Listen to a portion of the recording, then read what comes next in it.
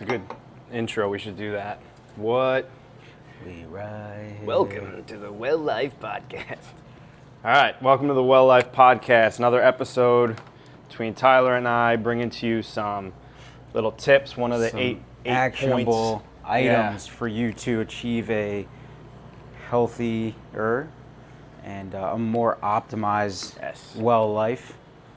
We like these in between episodes to really just give you some points that you can tangibly go after in order to achieve a better overall well-being.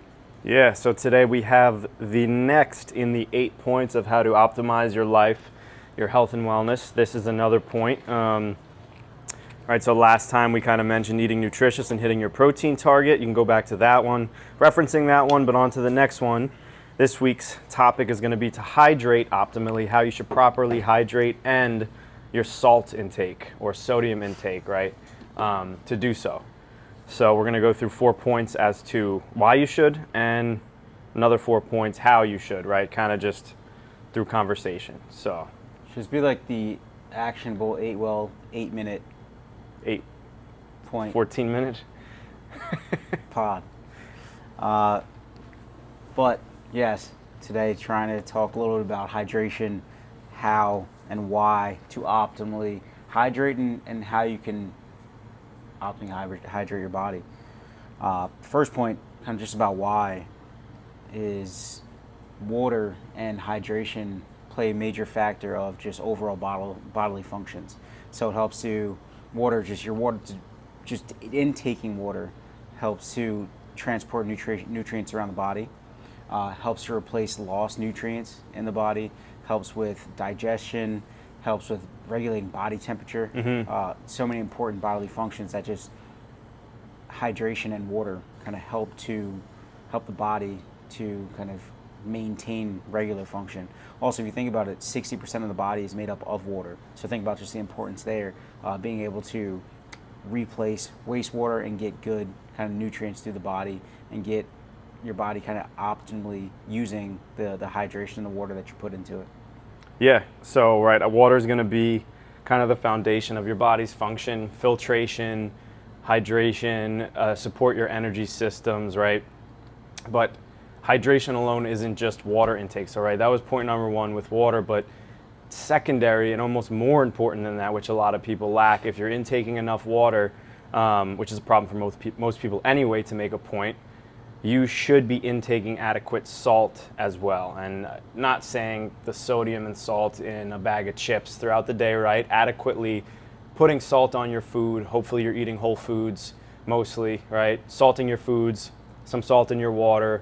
Your body is going to need that to properly hydrate. And there's a concept called osmolarity in your blood, right? Which is the ratio from free-floating particles to liquid concentration, right? So you kind of want to balance. You want to balance that out between the sodium, potassium, magnesium, and calcium in your bloodstream with the water in there, right? So if you don't have adequate amounts of sodium from the salt or electrolytes from the salt in the water, right, you might be way too diluted. That's when issues can start to set in if you drink too much water with too little salt, right? So adequately hydrate is going to maintain the balance lost from sweat if you're intaking enough salt on a daily basis. And we'll get into kind of the amounts and how to do so. But that's going to be the second biggest point behind just drinking water. Yeah, so it's drinking water, helping that water to be able to be used appropriately, right? So adding salt to that water in order to kind of get the benefits of electrolytes replacing salt. And also, okay, so what are these two things going to do for me, right? They're going to help with, so if I'm replacing kind of what I'm lost during workouts, so I'm going to not end up cramping. I'm not going to have headaches because I'm not dehydrated. I'm going to limit nausea. I'm going to properly be able to use the electrolytes that are being given by the salt that's going to be in this water that I'm intaking kind of throughout the day.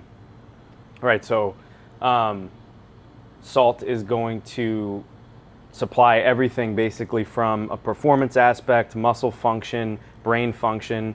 It's going to be the driver in that, right? Your body and your muscle system, right, runs through your nervous system, kind of the road maps that tell your muscles what to do. and tell them where to go is going to be driven by your nerves, your nerve endings, your synapses, right, that are going to create these motions, these electrical charges, right, in the nerve. And if you don't have adequate sodium, sodium is needed to produce electricity. There's sodium and potassium channels in your heart, throughout your muscles, all right, that's going to be needed to create a muscular contraction. And if you don't have adequate amounts, or if you have way too much, right, you can run into problems. But if you don't have adequate amounts, which is typically what we see where people overhydrate, but don't over salt. And that just leads to chronic cramping. If you ever wake up in the middle of the night with a calf cramp, it could be because you're just not intaking adequate salt throughout the day and prior to going to sleep. Same thing if you're working out, if you're performing, if you're on a field playing a sport, right, especially if it's humid, it's hot outside, you're moving and you're not intaking enough of an electrolyte supplement. That's what they mean when they say electrolyte, right? That's why Gatorade was so popularized, because it kind of was marketed as like one of the first bigger bottled forms of electrolyte supplement, even though it has so much sugar in it, right? It was made for performance in that regard, to give you carbohydrates, but also the salt and the amounts of salt in it, right? And there's optimal levels depending on your body size, your activity level, what you're doing and how you feel, right? Some people can tolerate more salt and your body can kind of adapt to it. I know I intake a good amount of salt on a daily basis, but yeah, needed for performance, for mental clarity, brain Bodily fog, function. functions, right? Everything that your body has to do is going to need all of the essential electrolytes to perform, right? And carry out the daily function of everything that you're doing. So we know why salt in your water, replacing electrolytes is important. All right, how do we get there? What steps should we take? First, to give kind of a high level goal and something to attain, something to reach, as we talk about how important water just is for the body, right? You could try to intake almost up to a gallon a day, especially if you're someone active. If you're not someone active, you probably can intake a little less than that, because if you're active, you want to replace what you're sweating, what's coming out through your body.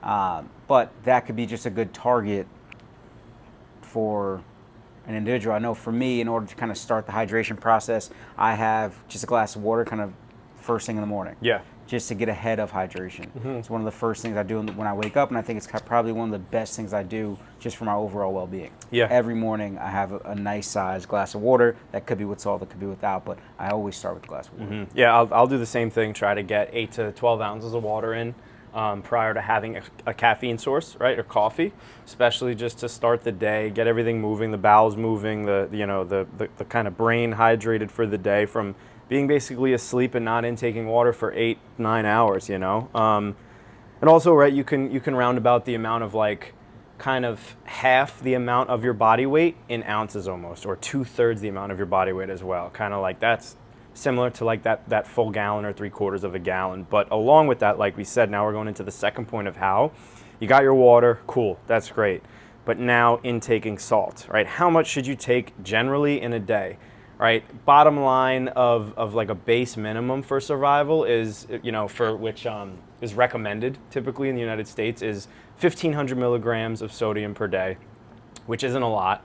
That's kind of a sedentary lifestyle, not doing too much, drinking a decent amount of water, right? You still want the balance. So ideally, the more water you drink, the more salt you're going to intake. Don't overdo either one of those, obviously, but for performance purposes and working out purposes and just being active, you're going to want to uptake at least 1,500. I would push it to 3,000 milligrams in that sense, right? Can be even more depending on who you are, what you're doing, if you're an elite athlete, right? And we'll kind of go into that even more. What's being removed from your body through salt. And that's a good range that you're just giving people to target, because there could be people that are salt sensitive, kind of right, stay to the bottom of that, right? If you're salt sensitive, right? If you're not, like you mentioned for yourself, you can get to the upper ends of that as well. Yeah, and the bulk of that we're talking about, right? Especially if you're active, at a baseline, salting your food, salting your water, right? We're going to get into that too in the next point, but you should be kind of taking, let's say, 70% of your salt around your workouts.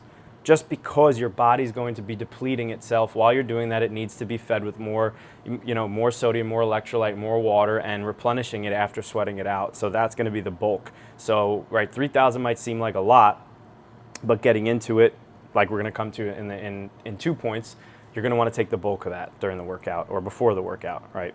Definitely. And kind of to your point there, as we get into our third, is an easy way to allow yourself to get to that 15 or to that 3,000 milligrams is just adding a little salt to your water right before you go work out. Yep. Adding a little bit of pink Himalayan salt on a little bit of your food. It's going to kind of just up that, right? And then at least you can control kind of what's taken in. So I'm not trying to say, I'm not looking at the back of a granola bar and saying, oh, here's a good 300 milligrams of salt that's in this, I'll count that. No, I really want to be still eating foods that aren't salt added in their production, but I want to be adding that good salt to my foods or to my water myself, so I can really control kind of what's going on. Typically the excess, right? If you're eating crappy foods, the standard American produced diet and shelf-stable diet through preservatives and everything is going to be heavily salted food.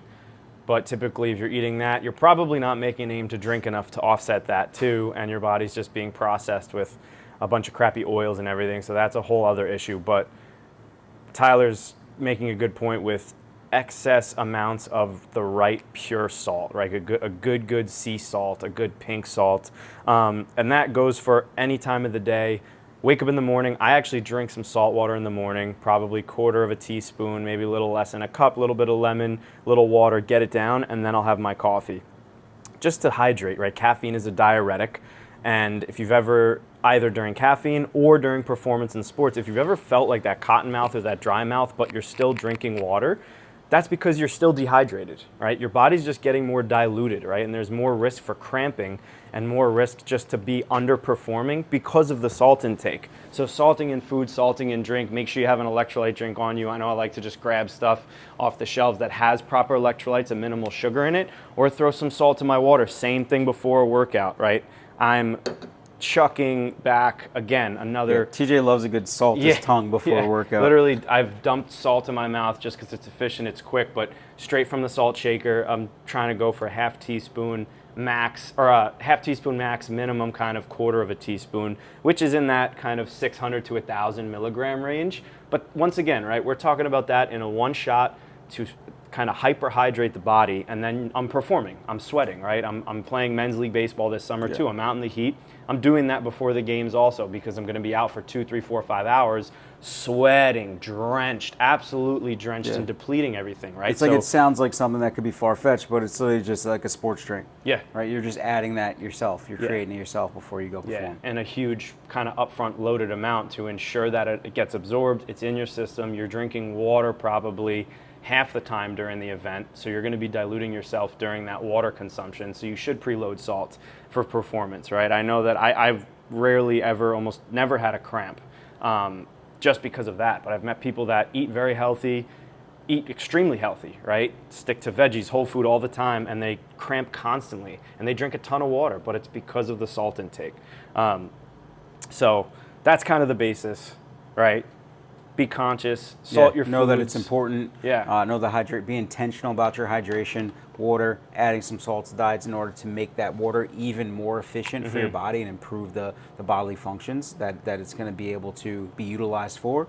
And then how do I do it, right? Trying to target certain amounts throughout the day and adding that salt intentionally before workouts to replace the electrolytes and replenish your body through the sweat that's going to kind of come out. Yeah, and I want to, you can check down below, I'm going to put a link in there for a PubMed sourced study on salt intake for athletic performance, right? It was interesting, even like super marathon runners, they had almost intaking 300 to 600 milligrams of salt, if I'm stating this correctly, like 300 to 600 milligrams of salt per hour almost in a performance setting, right? Yeah. That is because they're hyper performing, hyper dehydrating while they have to hyperhydrate in a small amount of time. That shows so just kind of how much you're losing per hour when you're performing. Right, for them to show like what it is to optimize that replacement. Exactly. So I'll link that below. But yeah, right. Another very direct tidbit. Hope you guys can take a lot from this and try it yourselves, right? Tomorrow, wake up, experiment,